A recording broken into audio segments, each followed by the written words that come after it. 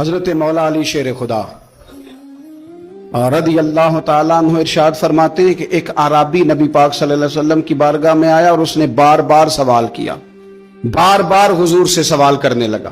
سرکار کی عادت تھی کہ جب آپ کی طبیعت مبارک، مزاج مبارک بڑا ٹھنڈا ہوتا تھا تو آپ سوالوں کے جواب دیتے، اور جب کوئی سوال کا جواب نہ دینا چاہتے تو خاموش ہو جاتے۔ لیکن اس نے بار بار اصرار کیا نا۔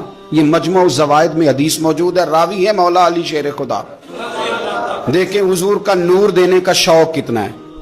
نبی پاک صلی اللہ تعالی علیہ وسلم سے جب اس اعرابی نے بار بار سوال کیا نا تو پھر حضور خود فرمانے لگے، چل پھر مانگ، تو کیا مانگتا ہے؟ مولا علی فرماتے ہمیں بڑا رشک آیا، ہمیں بڑا ناز آیا، ہم نے کہا کیا بات ہے؟ حضور نے فرمایا مانگ، کیا مانگتا ہے؟ اب یہ نبی پاک سے جنت مانگے گا، اور دنیا میں بیٹھے بیٹھے اپنے لیے جنت کی ٹکٹ بک کرا لے گا، اپنے لیے یہ جنت کے اندر بہترین محل اپنے لیے الاٹ کرا لے گا۔ لیکن بڑا ہی بولا تھا۔ میں کیا کروں، آج بھی اس طرح کے بھولے بے شمار ہیں۔ عقیدت سے جاتے ہیں، کامل شیخ کے پاس جاتے ہیں، مانگتے کیا ہیں جا کے؟ دنیا کی دولت، یعنی کاروبار نہیں چلتا۔ یہ تو بات کسی شیخ سے بھی کر لیتے تو اچھے کاروبار کا مشورہ دے دیتے۔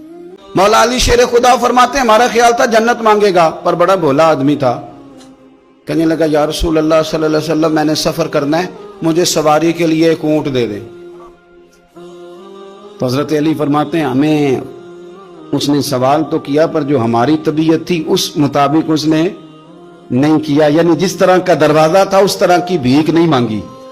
اس نے اونٹ مانگا، حضور نے فرمایا چل دیا تجھے، گویا حضور نہ اندھیرے دور کرنا چاہ رہے ہیں اس کے۔ فرمایا چل اونٹ دے دیا، اب تو کچھ اور بھی مانگ لے۔ حضرت علی کہنے لگے لو بڑے نصیب والا، ایک چانس اور ملا۔ تو کہنے لگا حضور اس طرح کریں، جو اونٹ پر کجاوا باندھا جاتا ہے وہ بھی دے دے۔